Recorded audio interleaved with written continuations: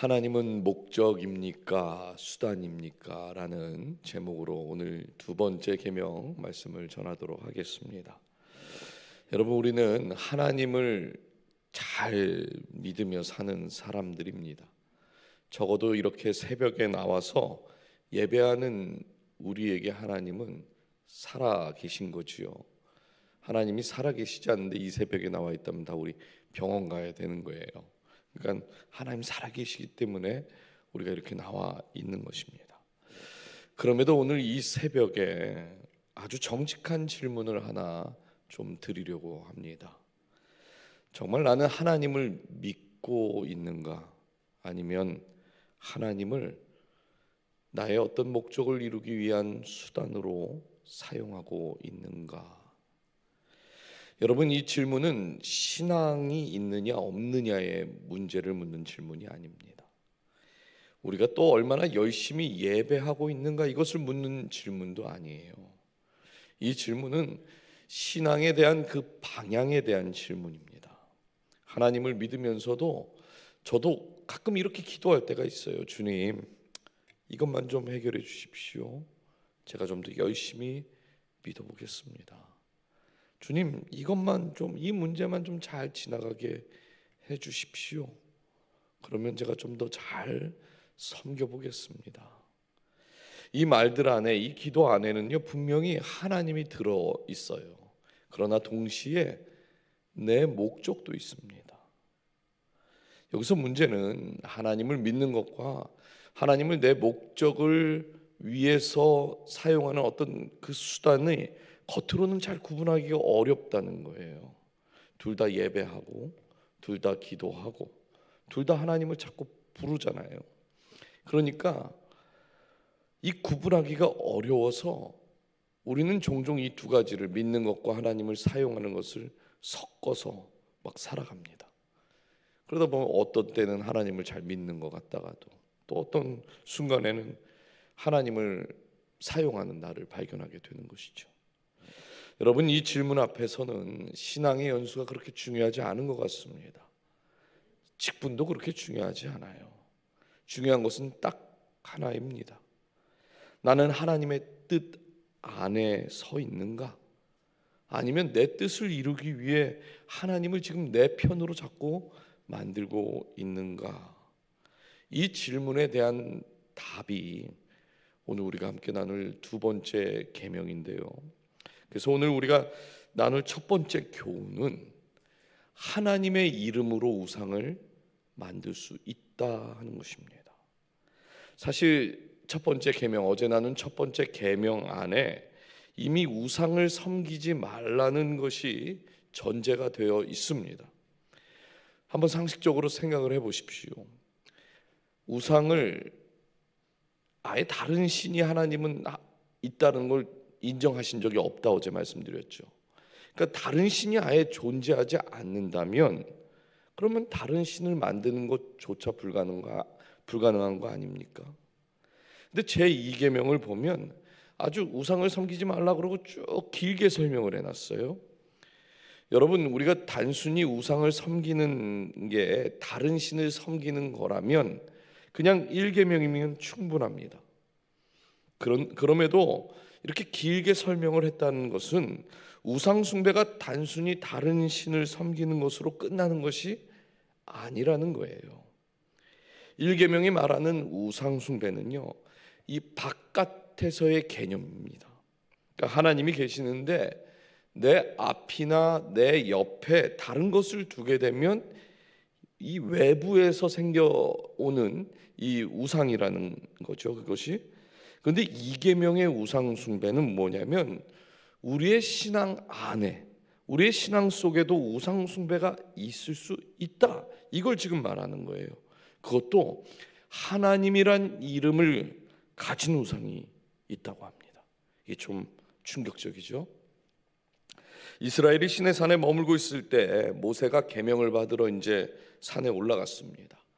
40일이 지나도록 이 모세가 내려오지 않자 이스라엘 백성들은요 불안하기 시작했어요. 걱정이 되는 거죠.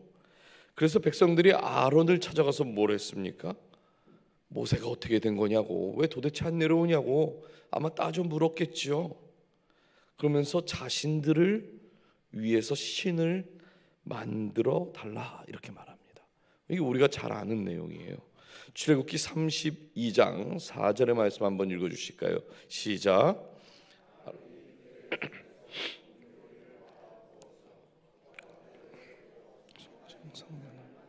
그들이 말하되 이스라엘아 이는 너희를.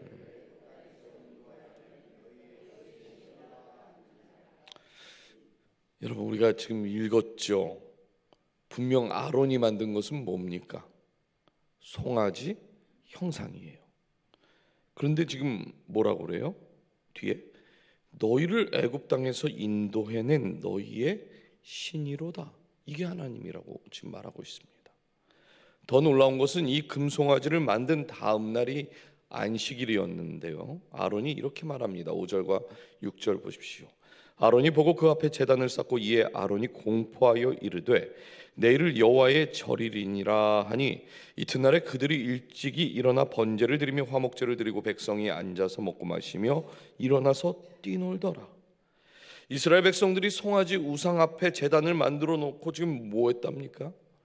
이날이 여호와의 절일이다 그래요. 그리고 그 앞에서 뛰놀았답니다. 쉽게 말하면 지금 송아지 이름이 뭐예요? 여호와 하나님이다 그랬다는 거죠. 근데 여러분 이와 비슷한 일이 이스라엘에 한 번만 있었는가? 그렇지 않아요. 또 있습니다. 이스라엘이 남유다와 북이스라엘로 나눠졌을 때 이 북이스라엘의 첫 번째 왕이 여로보암이라는 왕이었습니다. 당시 12부족 중에서 10부족이 북이스라엘로 왔죠. 남유다에는 딱 2부족밖에 없었어요. 근데 여로보암에게는 한 가지 근심이 있었습니다. 그 나라가 둘로 갈라졌고 10부족이 다 북쪽에서 살고 있는데 문제는 절기 때는 이 모든 사람들이 어디 가서 예배를 드려요? 예루살렘에 있는 성전에 가서 제사를 드려야 되는 거예요. 우린 나라가 갈라져서 북쪽에 있는데 절기를 안 지키면 하나님을 안 지키는 민족이 되니까 그건 안 되는 거예요. 그래서 절기 때만 되면 이 북쪽에 있는 사람들이 다 남쪽으로 내려가는 겁니다. 예루살렘으로. 자, 여로보암이 어떤 걱정을 했을까요? 열왕기상 12장 27절 한번 보십시오. 만일 이 백성이 예루살렘에 있는 여호와의 성전에 제사를 드리고자 하여 올라가면 이 백성의 마음이 유다 왕 된 그들의 주 르호보암에게로 돌아가서 나를 죽이고 유다의 왕 르호보암에게로 돌아가리로다 하고 나라가 둘로 쪼개졌습니다. 이스라엘에 있어서 절기는 무조건 예루살렘에서 지켜야 돼요. 근데 왕이 이게 왔다 갔다 하면 뭐예요? 이 멀잖아요. 이게 오늘처럼 자동차 타고 그냥 짐 싸갖고 가는 게 아니라 뭐 한 달도 걸릴 수도 있고 오래 걸립니다. 그러면 갔다가 또 오려면 또 그것도 걱정이에요. 야, 우리 그냥 왔다 갔다 하는 거 귀찮은데 그냥 여기서 눌러 앉자. 그리고 자기를 죽일까봐 이게 두려운 거예요. 그래서 이 여로보암이 어떤 결정을 내리는가? 북이스라엘에 2개의 신전을 만듭니다. 28절과 29절이에요. 이에 계획하고 2 금송아지를 만들고 무리에게 말하기를 너희가 다시는 예루살렘에 올라갈 것이 없도다. 이스라엘아 이는 너희를 애굽 땅에서 인도하여 올린 너희의 신들이라 하고 하나는 베델에 두고 하나는 단에 둔지라. 여러분 지금 여로보암 왕이 출애굽에서 만들었던 그 금송아지를 똑같이 만들었다고 이야기합니다. 금송아지라는 이름으로도 부르지 않아요. 이는 너희를 애굽 땅에서 인도하여 올린 너희의 신들이다 그래요. 출애굽기의 사건과 열왕기상에 나오는 사건의 공통점이 있지요. 하나님의 형상을 가진 금송아지를 하나님으로 섬겼다 하는 것입니다. 여러분 근데 이게 좀 헷갈려요. 왜냐하면 이스라엘 입장에서 하나님이 보이질 않잖아요. 그렇죠? 우리는 뭐 오늘 뭐 십자가라도 있으니까 또 교회라는 건물이라도 있으니까 저희가 뭐 그냥 하나님 계신가 본다 뭐 하지만 뭐 하나님 우리도 뭐 보면서 삽니까? 아 그렇지 않아요. 그러니까 이스라엘 입장에서 하나님 보이지 않으니까 뭐예요? 마음이 자꾸 뭔가 불안하고 걱정되고 두려우니까 금송아지 하나 만들어 놓고, 자, 이거 보이지? 이게 하나님이야. 다른 신을 둔 건 아니잖아요. 하나님이라고 그들 믿고 있습니다. 근데 여기서 궁금한 게 있어요. 정말 다른 신을라고 믿고 그것을 만드는 것은 큰 문제가 되지만, 하나님의 형상을 만들어서 하나님을 섬기는다고 하는 것이, 그러면 오히려 하나님께 이것이 더 영광이 되는 거 아닐까요? 어떻게 생각합니까? 아닌 것 같은데. 응? 이런 일은 없겠지만 제가 한 가지 예를 들어볼게요. 여러분이 저를 너무나 사랑하고 좋아해서 우리 목사님 그냥 맨날 봤으면 좋겠다 그러고 집 앞에다가 그냥 제 동상을 하나씩 갖다 놓고 이것이 유 목사다, 그러면 그럴 일이 없어요. 근데 제가 그걸 싫어할까요? 좋아할까요? 좋아한다고요? 네. 좋아한다까지는 모르겠지만 저 개인적으로 아마 영광이 될 겁니다. 그렇죠? 제가 뭐라고 집 앞에다가 제 동상을 세워놓고 거기다가 맨날 보면서 아이고 우리 목사 귀엽다 이러고 다닌다고 생각, 저한테 영광이 되지 않겠습니까? 그러니까 하나님도 이렇게 생각하실 수 있냐는 거 아니에요. 이방의 신을 만드는 것은 금해야 하는 것입니다. 그렇죠? 근데 왜 하나님의 이름으로 만든 것도 안 된다고 지금 말하는 거냐는 거죠. 사실 이유는 간단합니다. 우상을 만든 그 마음 속에 하나님을 위한 마음이 없기 때문에 그래요. 그렇다면 여기서 질문 하나가 생기는데, 사람들은 왜 하나님을 믿으면서도 하나님의 이름으로 된 그 우상을 만들게 되는 걸까요? 두 번째, 너희를 위하여 하나님을 믿기 때문에 그렇습니다. 하나님을 위해서가 아니라 나를 위해서 하나님이 필요해지는 그 순간 우상이 내 안에 생기는 거예요. 4절 앞부분을 다시 보시면 너를 위하여 새긴 우상을 만들지 말고 그래요. 하나님을 위한 우상이라고 합니까? 아니요, 너를 위한 우상이라고 그래요. 말로는 우리가 다 하나님을 위해서라고 말하지만 진짜 그 마음 중심에 뭐가 있는 겁니까? 자기 자신을 위한 목적이 그 안에 지금 있다고 말하고 있는 것이죠. 여러분, 이스라엘이 처음 우상을 만든 곳이 시내 산이라고 그랬어요. 이때 우상을 왜 만들었는가? 출애굽기 32장 1절을 보면 우리를 위하여 우리를 인도할 신을 만들라. 온통 우리밖에 없잖아요. 그렇죠? 우리를 위하여 우리를 인도할 그 하나님이 필요했던 겁니다. 하나님이 목적이 아니라 지금 그 애굽 땅에서 나와서 어디 가고 싶은 거예요? 가나안으로 빨리 가고 싶은 거예요. 가나안으로 빨리 가야 되는데, 아니 이 모세는 갑자기 인도하다 말고 산에 올라가고 40일이 되도록 내려오질 않습니다.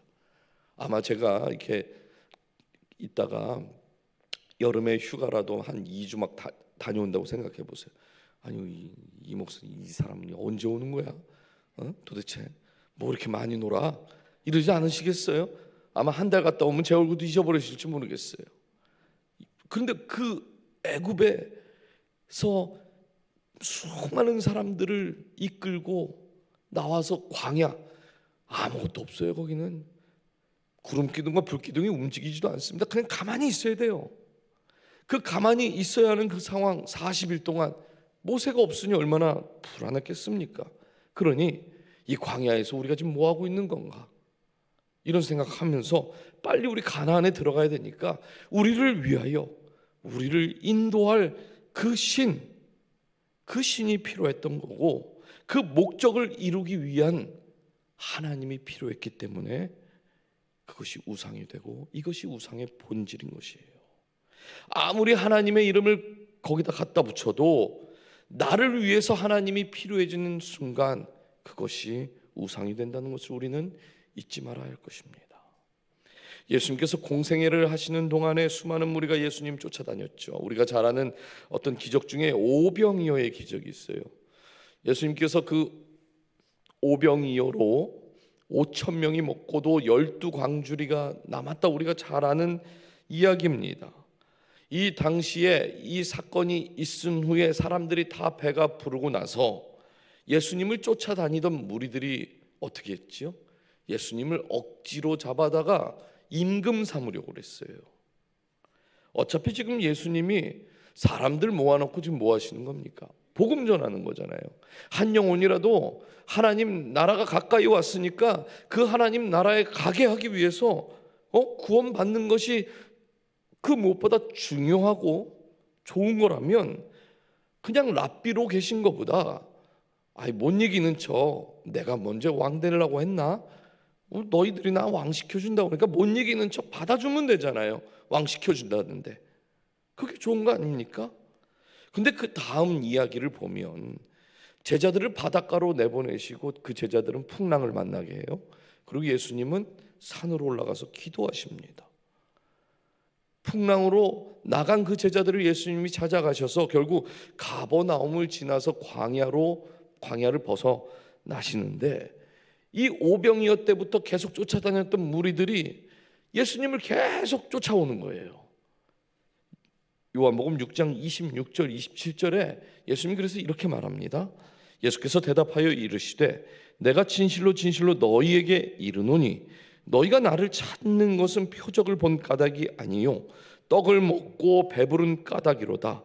썩을 양식을 위하여 일하지 말고 영생하도록 있는 양식을 위하여 하라. 이 양식은 인자가 너희에게 주리니 인자는 아버지 하나님께서 인치신 자니라. 여러분, 지금 예수님을 찾아온 무리들이요, 자신들이 경험하고 본 것이 있잖아요. 사실 이들 안에 믿음은 없습니다. 근데 본 것이 있어요. 오병이어로 배부르게 해주셨다는 거예요. 예수님이 임금 되시면 어떤 생각하고 있는 겁니까? 와, 우리 일하지 않아도 예수님 말 한마디면 우리 아주 배부르게 먹고 살 수 있겠구나. 배고플 일이 전혀 없어요. 그래서 예수님을 열심히 쫓아다니고 임금 삼으려고 했는데 예수님 지금 뭐라고 하십니까? 썩을 양식을 위해서 일하지 말라, 쫓아다니지 말라. 썩을 것을 너희들이 얻는 것이 목적이라면 나를 쫓아올 필요가 없다, 이렇게 말씀합니다. 왜요? 예수님은 썩을 것을 주시기 위해 오신 분이 아니시기 때문에. 이 말을 들은 무리들은 두 가지를 갈등할 수밖에 없습니다. 첫 번째, 썩어서 못 먹더라도 일단은 받아놓자. 그렇죠?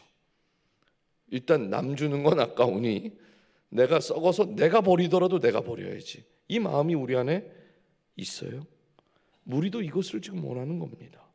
두 번째, 예수님이 주고 싶은 것을 정말 얻는 것이에요. 여러분, 예수님이 주고 싶은 것은 썩어질 것이 아니라 영원히 썩지 않는 영의 양식이다 말합니다. 우리 안에도 늘 이 두 가지의 싸움이 일어나고 있지 않습니까? 내가 사용 못해도, 내가 썩어서 버리는 한이 있더라도 내 손에 들어와야 하는 사람들이 있습니다. 반대로 하나님께서 주시길 원하시는 것을 어떻게든 얻으려고 몸부림치는 사람들이 있어요. 이때 중요한 것이 뭐냐면 믿음이에요. 믿음. 예수님 쫓아다녔던 수많은 그 무리들을 보십시오. 그 무리들을 이끌고 있는 것이 뭐예요? 썩어질 양식, 그렇죠? 배부른 거. 내가 그거 먹어야 내가 필요한 거잖아요. 내가 지금 먹고 배부른 것이 나를 이끌고 가는 겁니다. 그렇죠?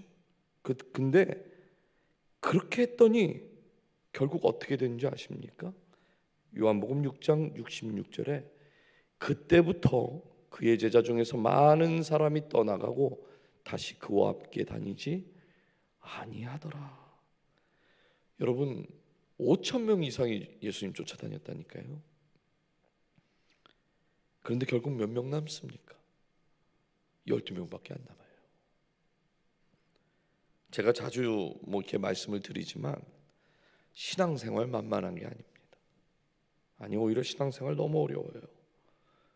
믿음의 고백과 삶의 고백이 같아야 되기 때문에 참 어렵습니다. 그걸 맞추기가 우리는 너무나 어려워요. 사실 여기 계신 분들이나 우리 교회 성도님들이 말도 안 되는 거 하나님께 구하지 않는다고 좀 믿습니다. 어쩌면 우리의 삶의 주님, 조금만 숨통을 좀 틔워주시면 안 될까요? 이렇게 구하는지도 모르겠어요.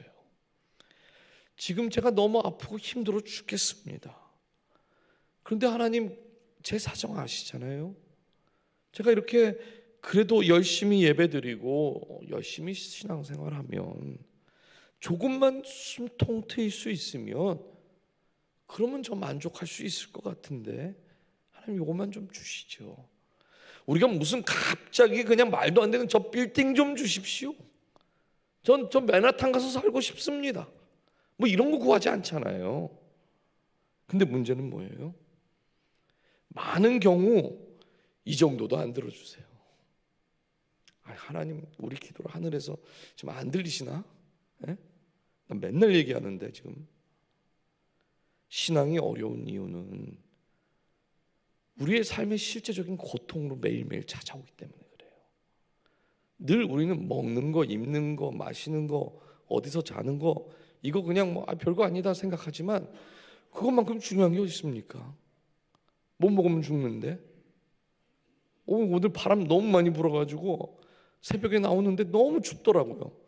목사인 나도 이거 교회 가야 되나 말아야 되나 이거 고민하고 있는데 말씀 전해야 되는데 그걸 고민해요. 왜 이렇게 추운 거야? 예? 우리 실제로 우리의 삶에 날마다의 고통이 있어요. 그런데 이 믿음의 고백과 삶의 고백이 일치해야 되니까 신앙생활이 쉽습니까? 아니요, 너무 어려워요. 제가 목사면서 이렇게 말씀드린 이유가 또 있어요. 저도 하루에 12시간 나가서 일해 보니까 알겠더라고요. 나가서 직접 뛰어보고 그 냉동 창고에 들어가서 막 1시간씩 물건 정리해보고 농담처럼 제가 이야기하는데요. 이 땅에 제가 예수 그리스도의 빛의 자녀로 왔는데 아니 미국 와서 실상은 빚의 자녀로 살고 있어요. 맨날 빌빌빌빌 한다는 거죠. 이게 실제적인 우리의 삶의 고통입니다. 다른 거 제가 바랍니까?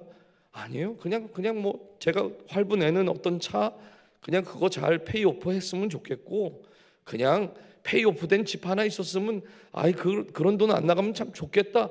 어쩌면 되게 소박한 꿈밖에 없는지도 모르겠어요.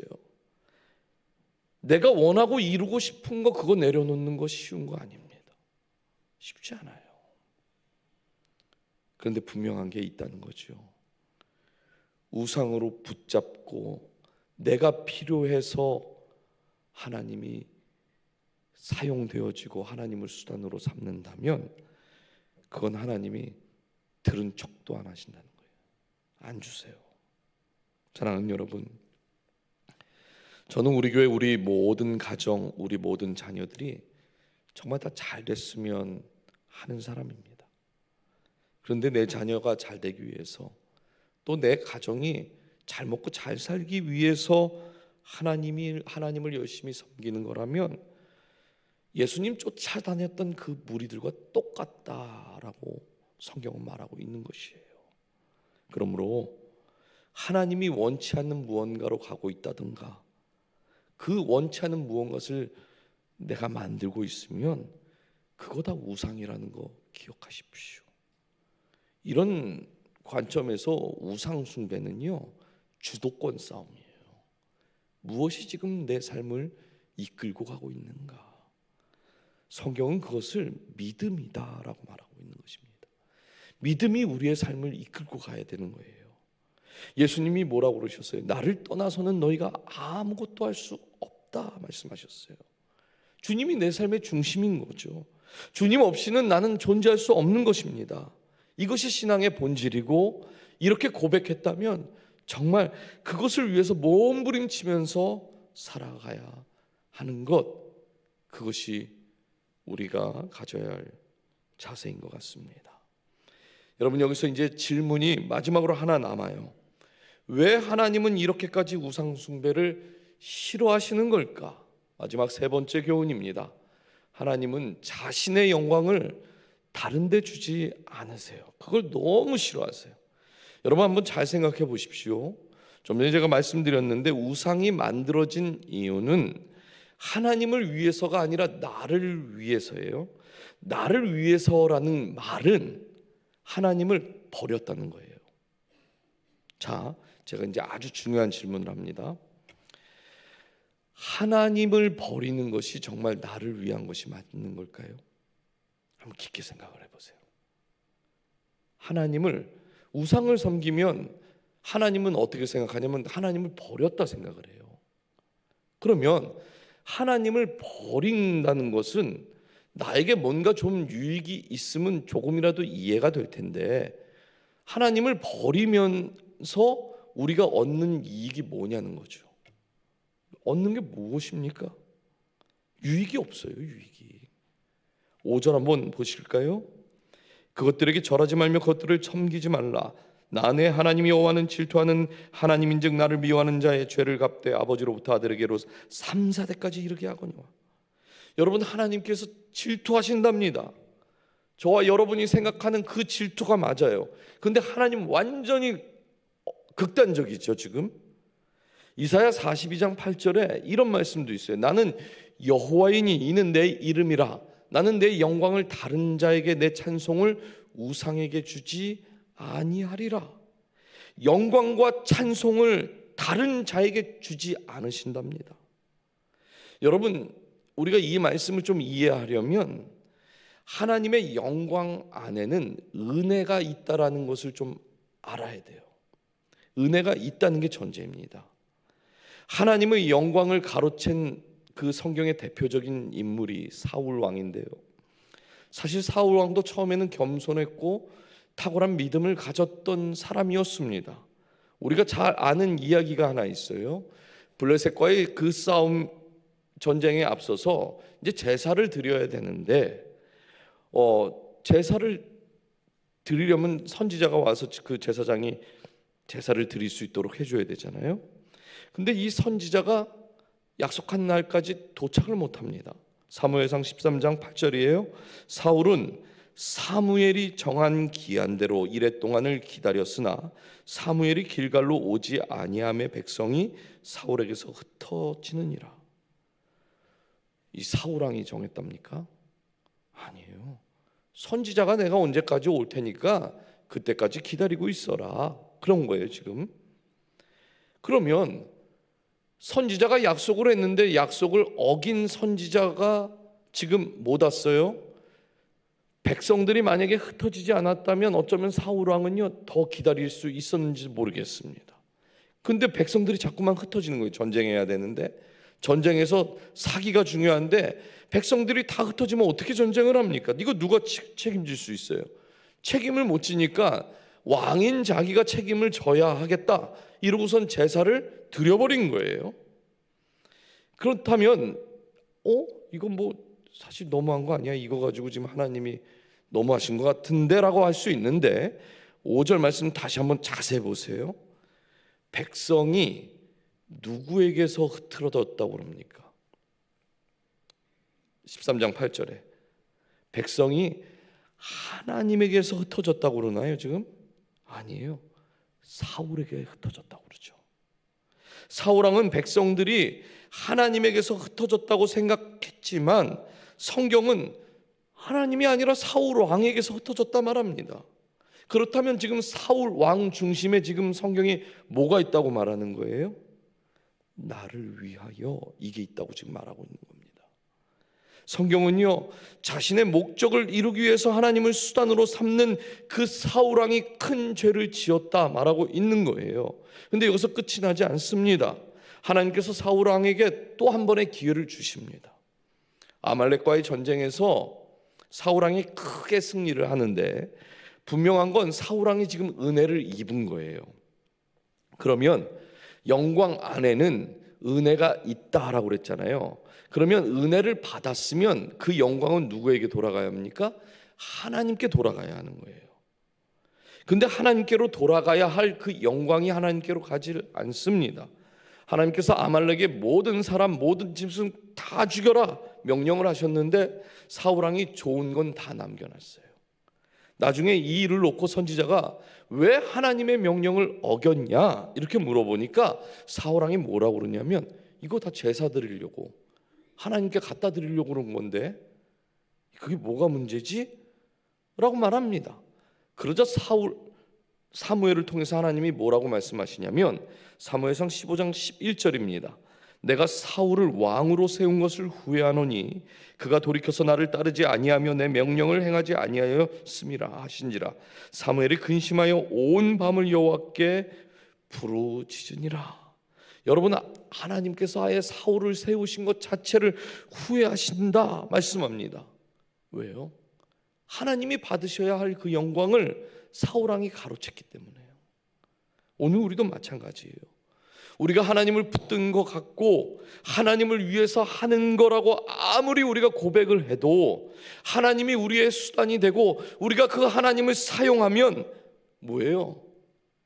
하나님이 받으셔야 할 영광을 우리가 가로챘다 이렇게 생각을 합니다. 그러면 사울왕과 똑같은 말씀을 하실 거라는 거예요. 5절 뒷부분 한번 보십시오. 나를 미워하는 자의 죄를 갚되, 그래요. 이건 하나님이 그냥 저주하는 거 아닙니까? 하나님이 내 삶에, 우리 가정에 그냥 복이 되어주지 않겠다고 하는 거잖아요. 3, 4대까지 그 너희들이 지은 죄를 내가 다 갚을 거야, 이렇게 말씀해요. 와, 뒤끝이 있어요 하나님. 그렇죠? 이것만 보면 너무 끔찍합니다.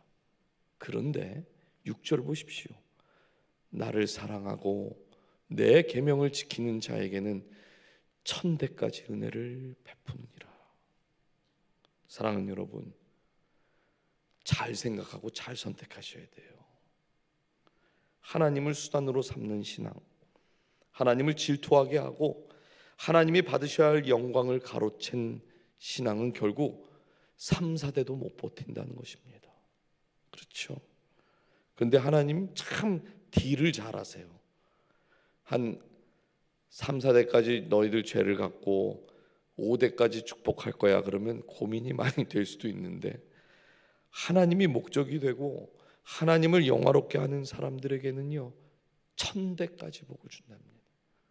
셀 수가 없지요. 여러분, 어떤 것을 선택하는 것이 정말 나를 위한 선택일까요? 우상을 섬기는 것은 뭐라고 그랬어요? 하나님을 버리는 것이다. 하나님을 버리는 것이 나에게 좋은 선택입니까? 그렇지 않다 하는 것이죠. 여러분의 선택 하나가 3, 4대도 버티지 못하는 결과를 가져올 수도 있고, 반대로 1000대까지도 복을 받을 수가 있는 것입니다. 하나님이 내 삶의 중심이 되어야지만 내가 내 자녀에게 주고 싶은 그것보다 훨씬 더 큰 것을 하나님께서 주시겠다, 이것을 하나님 말씀하고 계세요. 이제 말씀을 맺겠는데요, 만약 우상 숭배가 단순히 우리가 뭔가를 만들어서 그것을 섬기는 거라면 우리 중에서 우상 숭배하는 사람 단 한 사람도 없습니다. 집에다 뭐 만들어 놓고 거기다 절하고 계신 분 없으시죠? 우리는 우상 숭배하는 사람 없는 거예요. 그게 우상 숭배라면. 그런데 우상 숭배는요, 무언가를 만들어 놓고 거기다 절하는 게 우상 숭배가 아니라 동기의 문제인 거예요. 동기의 문제. 누구를 위해서? 하나님을 내가 지금 믿고 있는가? 나를 위해서 믿고 있는가? 아니면 하나님이 나의 목적인가? 이 부분에서 우리 모두에게 어려움이 있습니다. 나를 위해 하는 모든 신앙, 무엇을 하기 이전에 꼭 그래서 이 질문을 하십시오. 하나님이 어떤 걸 기뻐하실까? 내가 지금 이것을 선택하고 이것을 선택해야 될 때 하나님이 기뻐하시는 것은 무엇일까를 고민하시고 선택하시는 저와 여러분이 되기를 주님의 이름으로 축복합니다. 하나님께서 우리의 삶에 은혜를 부어주고 계시다면 그것을 잘 누리는 것 중요합니다. 그러나 그보다 더 중요한 것은 뭐라고요? 은혜는 항상 영광과 같이 가는 거예요. 은혜를 받았다면 그 영광이 하나님께로 가야 하는 것입니다. 그 영광을 가로채지 마십시오. 그러면 하나님께서 사울왕에게 하셨던 그 말씀 우리에게도 하실 거예요. 그러므로 오직 하나님이 우리의 삶, 우리 가정, 우리의 교회의 목적이 되시고 오직 주님만이 내 삶을 통하여 영광 받으시는 저와 여러분이 되기를 주님의 이름으로 축복합니다.